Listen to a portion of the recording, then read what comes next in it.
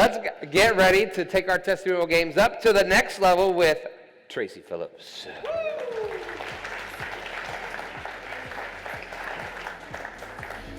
Thank you, sir. And if I could have someone kind bring the timer up for me so I can see it, that would be fantastic. All right, I'll spare you. I'm not going to dance. Oh, yes, maybe I will dance a little bit. Welcome. This is so much fun. And I have to tell you, after following Mark and Jerry, I grew up in a small town, and we had corn and strawberries and apples, so that really touched my heart. I feel like that was a true Field of Dreams story. That was really fantastic. I am not advancing here.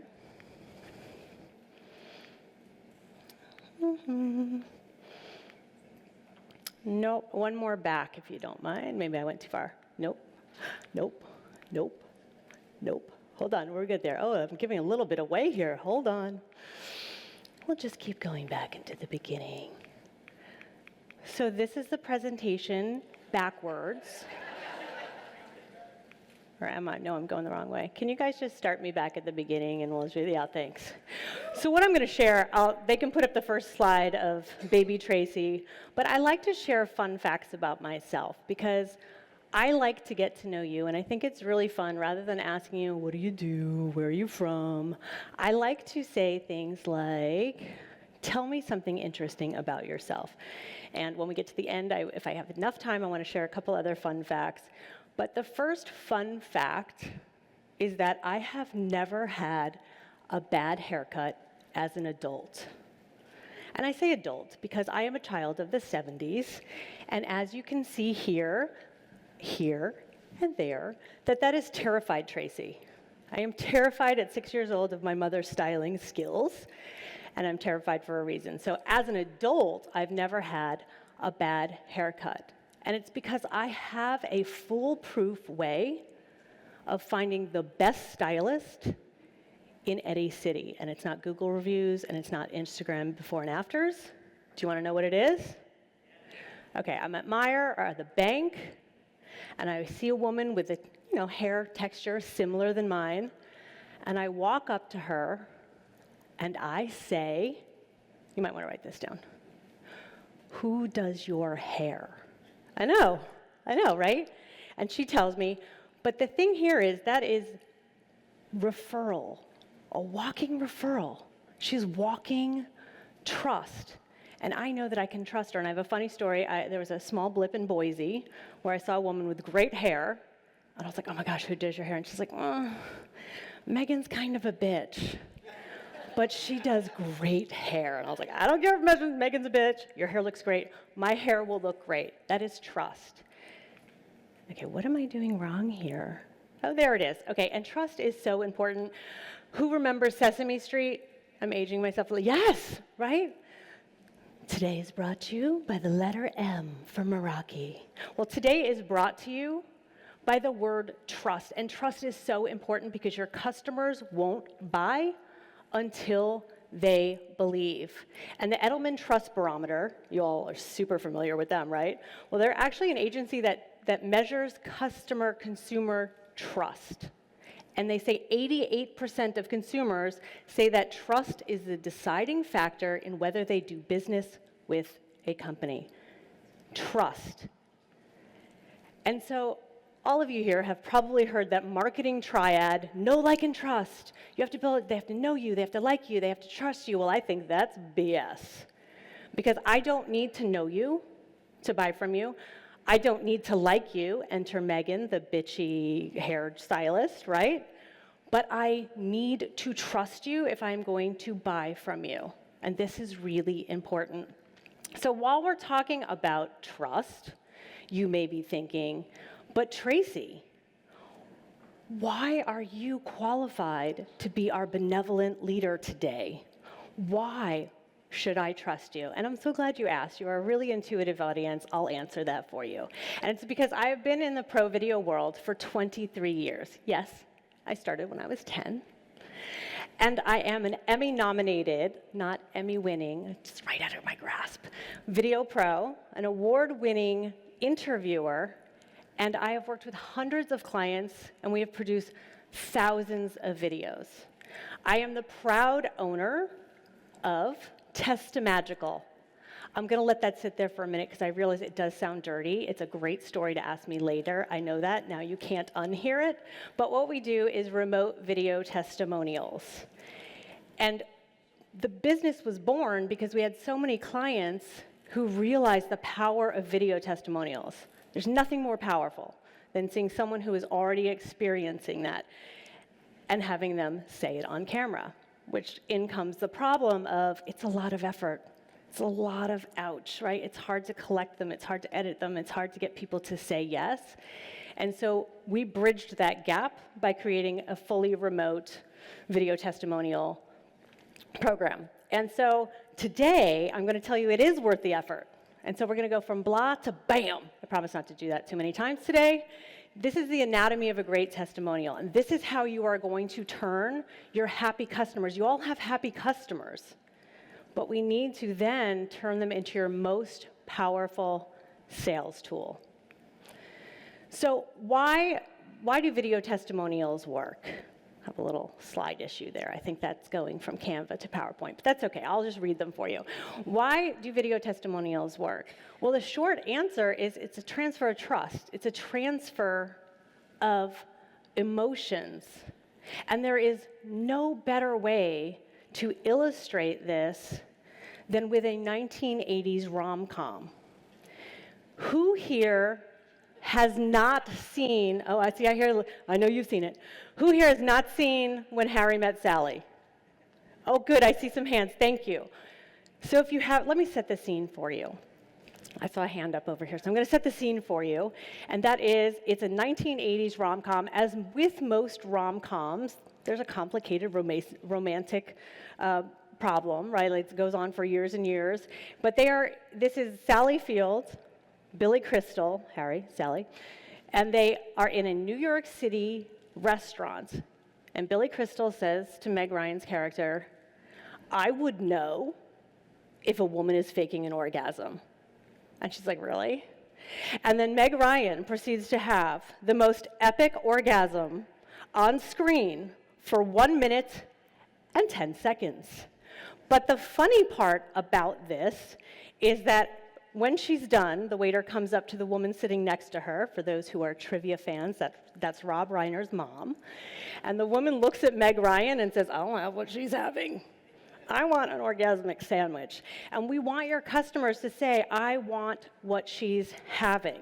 And that's what we do with video testimonials. Why does it work, though?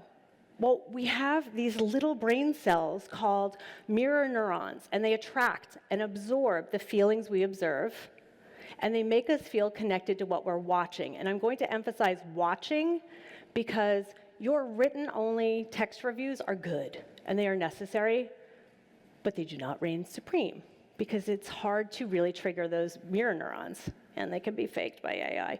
Okay, and the trust transfers faster. So when a real person, I don't know, let's say your happy customer, they share their transformation about your amazing company, product, coaching, those mirror neurons fire, and the viewer believes it can work for them too. That is why the videos reign supreme.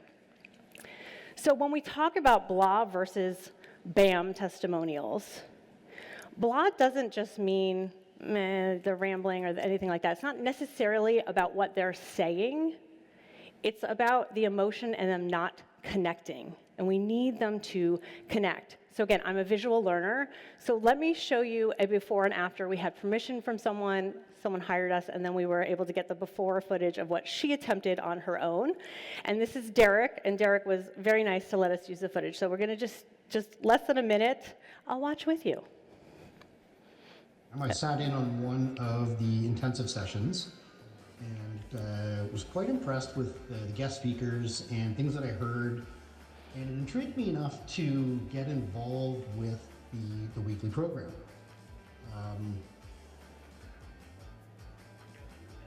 In 6 months since I signed on to PMC, my year-over-year revenues are up. My expenses have not increased at all. It's helped me sort of reshape my focus on whether or not I can can actually do this and achieve what I want with my business.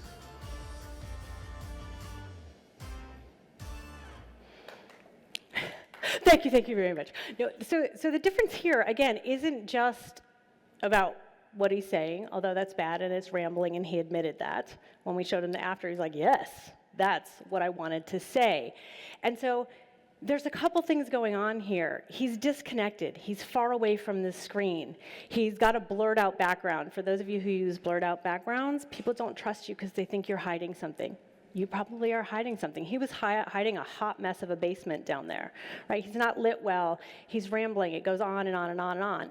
Instead of, if you're looking for a coach or someone to help you build your revenue, and the first thing he says is, my year-over-year revenues are up, I'm in.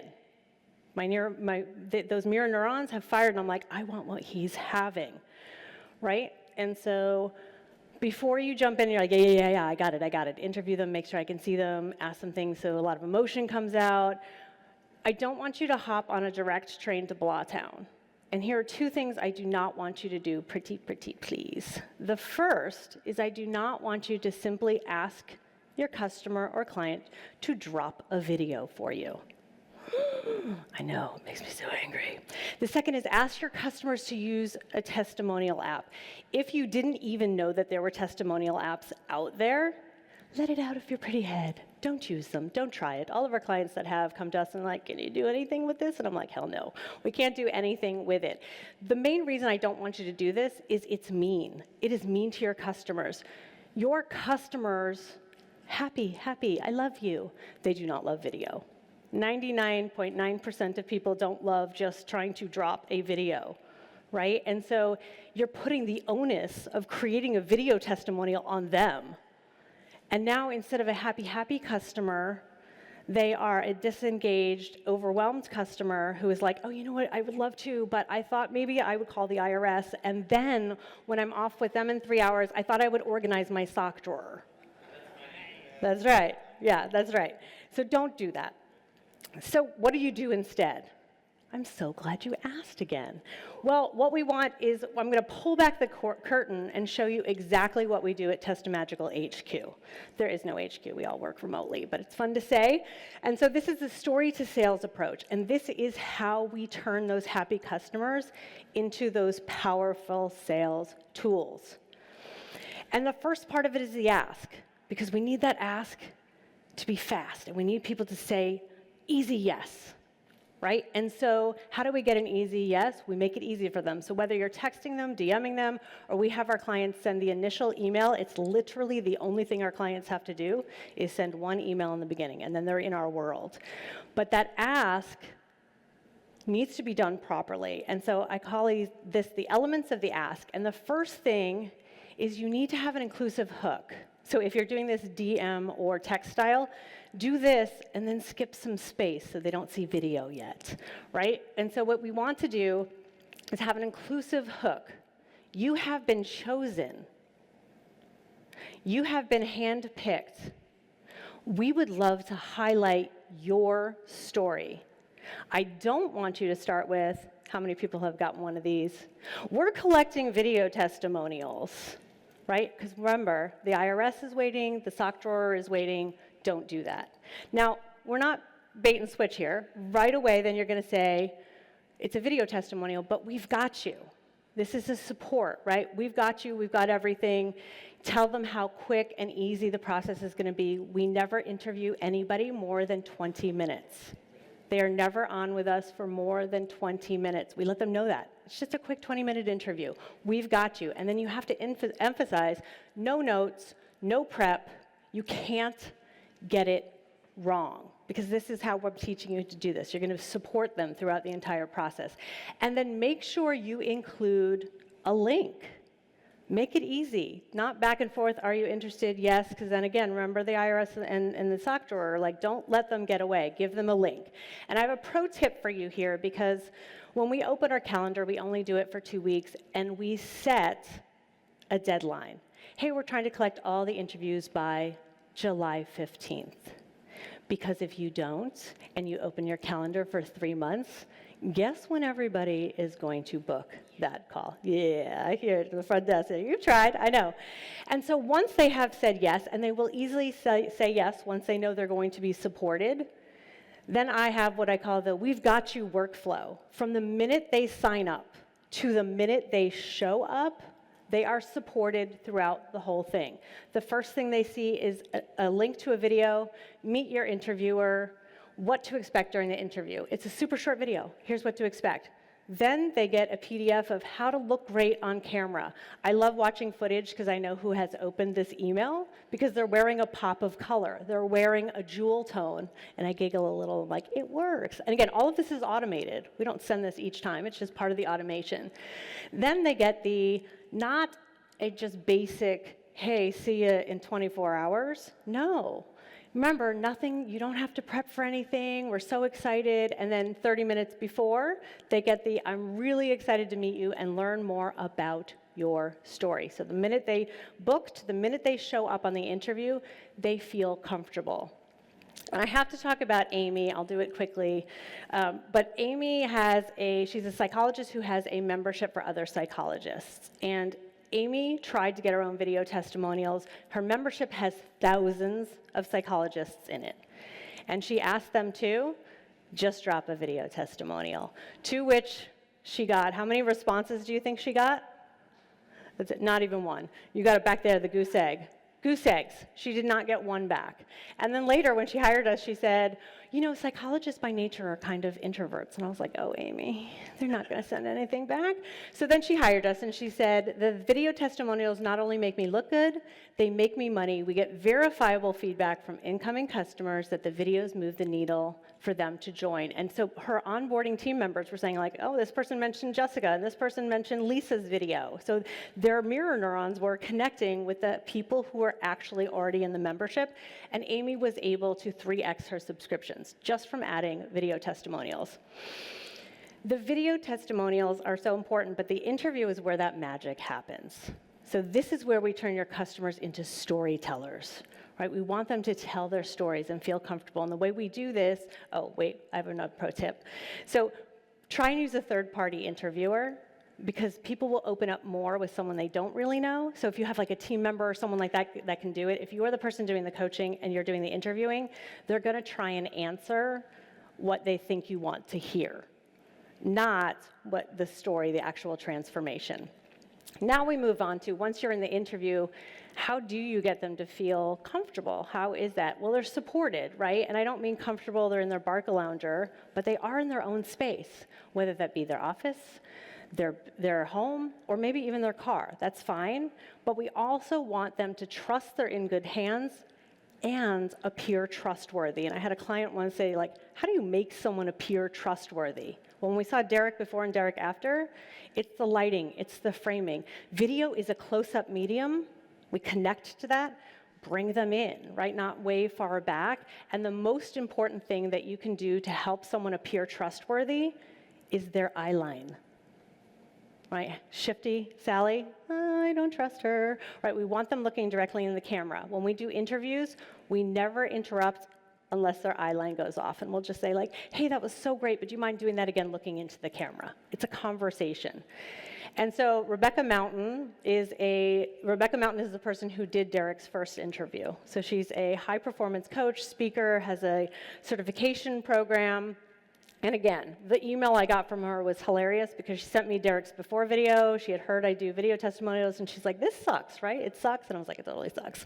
So she hired us. And now she said, my video testimonials are irrefutable proof from the mouths of my clients that my system works. Now I hop on a sales call, and the prospects are pre-sold. So what Rebecca did wrong, I loved that she was trying, but Derek wasn't comfortable. She wasn't asking the right questions, which we'll talk about next, but she's also like, she's the one doing the program, so he's filtering all of his answers and bumbling around wondering, am I telling her what she wants to hear? So now, as if I thought to talk about it, are the right questions, right? So if the interview is the magic, this is the secret sauce. And the right questions are so important because they're not really questions at all. And so here is a fun fact we never, ever, ever, ever, ever send questions or bullet points. I was talking to somebody last night, and they were like, we make sure that we send questions way ahead of time. I'm like, I don't do that, and you shouldn't either. Because, once again, if you send people questions ahead of time, even bullet points, they're going to be trying to remember what they thought they wanted to say, and that answer is coming from their head, not their heart. Remember, we're trying to tap into emotion here, feelings, not them trying to remember. So I want you to reframe, and this is for your written testimonials as well. Instead of what should I ask, I want you to reframe that to what do my prospects need to hear? Thank you, Sean. Sean said it was good. I agree. And over the years, we've identified 7 of these themes. Now, what you're going to see, these are not questions. I do not ask these questions. I'm not going to read them all out to you, but these are common themes. So let's hop down to what makes this different. I would never ask somebody, so what makes that coaching program different? The answer you're going to get is, what makes it different is, right? This isn't 3rd grade. And so I would ask, have you tried anything else before this? And then they're going to list off all of the things that they've tried before. And inevitably, it's going to end in how awesome the program that they're in now works, or the product, or whatever it is. And so I love talking about Richard Linder when I talk about, he kind of falls into the ask, the interview, and the questions. But Richard Linder, if you don't know who it is, he is the co-founder with Ryan Deiss of digital marketer and a company called Scalable. And when Richard came to me, I love him because he's so open about everything. He's like, oh my God, we tried everything. And they had. They had asked their clients to just drop a video. Their marketing team had done a video testimonial app. And he went one further, and he even flew their happy customers into the Austin headquarters, because they have a full production team. And he's like, they're pretty, but they're not converting. And I was like, you want me to tell you why? The questions, the comfort, right? A third-party interviewer. And so he says, now we've got a full library of relational equity, and I love that that's what he calls it, relational equity, that speaks directly to our prospects and does the heavy lifting in our sales process. Now they have videos that convert. And so now we have this story, right? We've helped this person tell the story, and we need to edit it. And this is not like your classic YouTube editing where you're just trimming little pieces and putting it together. This is where we pace, where we get that emotion, the resonance, all of that comes in the story editing. And I even refer to the editors on our team, our story editors. It's not linear. Remember, we have a 20-minute clip, and ours are never longer than anywhere between 45 seconds and 90 seconds. And you've got 20 minutes of footage, but it's layered. So we'll use 10 seconds from here, 10 seconds from here. You're telling a story about one theme, a single theme. So the 7 themes that I had up there, we're not talking about ROI and being different and all the other things. That's very confusing. For them to connect on the emotional level, one thing, they're talking about one thing. And then this is about them. I love Ben was telling case studies, and the way he did it was perfect. Case studies and video testimonials are very different. They are not the same things, and then I see people using them interchangeably. They're not. Video testimonials are about your customer. Your case studies are about how you helped that customer. And so if you want marketing materials about you, do case studies. You need them both. But if you want it to be about the customer and have future customers looking at it, send them a video testimonial. And then again, these are not polished. We don't use a lot of fancy graphics and sound effects. It's a human connecting with another human. So now you've got this beautifully edited, emotional piece of video. What do you do with it? I want you to put it everywhere. In your sales cycle, from awareness all the way to conversion, you can use video testimonials, right? You can use them the top of the funnel, the middle funnel, and the bottom of your funnel. They are so powerful. And so you might be reading some of these and you're like, well, thank you, Captain Obvious. Of course I'm going to put it on my website. Well, let me tell you what I see sometimes on sales pages and websites is people bury them all the way down at the bottom, or it's like 4 clicks in, right? And then how is that helping you sell? These are helping you sell. I want headline, subheadline, and I want video, video, video. Remember the Edelman Trust?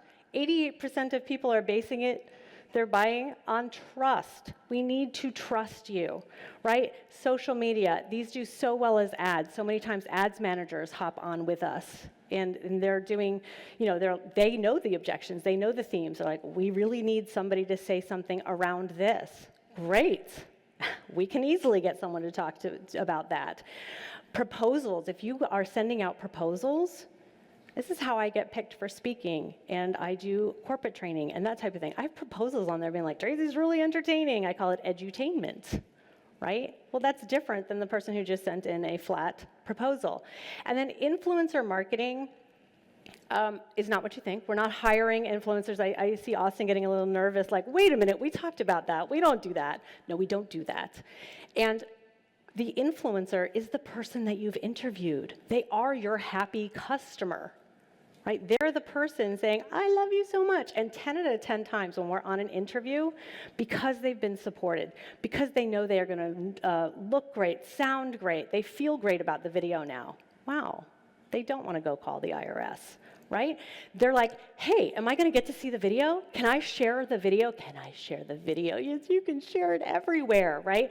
So make sure that you're including them, because it's free advertising. And who doesn't want free advertising?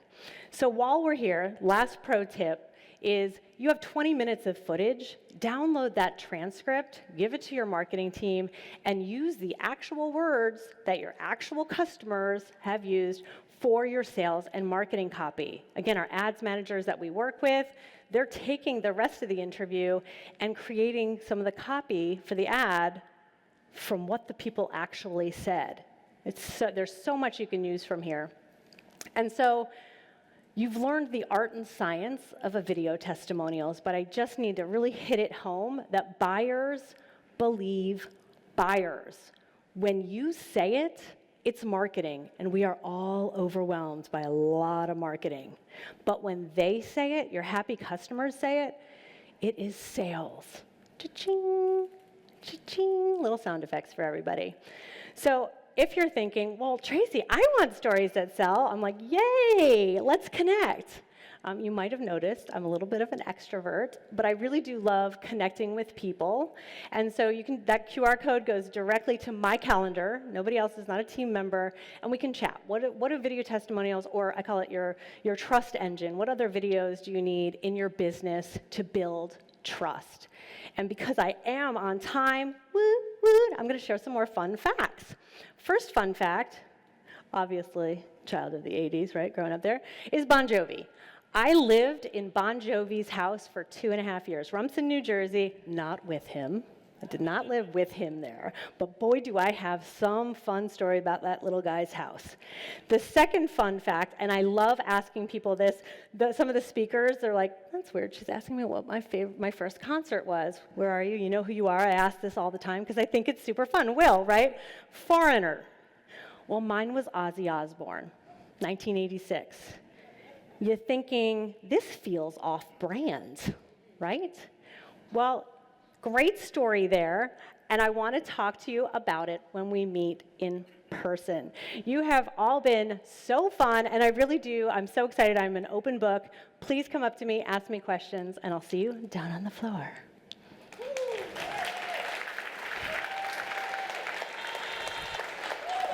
Oh, I'll take it. Amazing, amazing. Hi. Wow, that